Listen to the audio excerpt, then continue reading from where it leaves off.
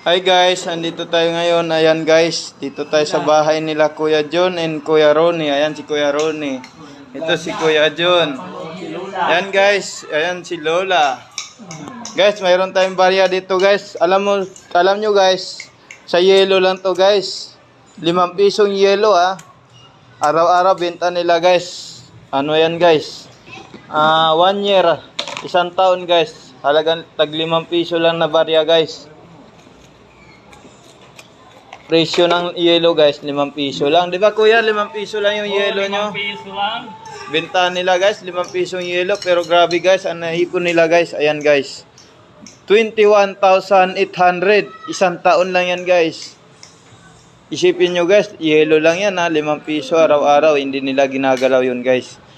Bawat benta nila, iniipon nila yun guys. Dinalagay sa isang lagayan. Ayan na guys. Ayan si Kuya John.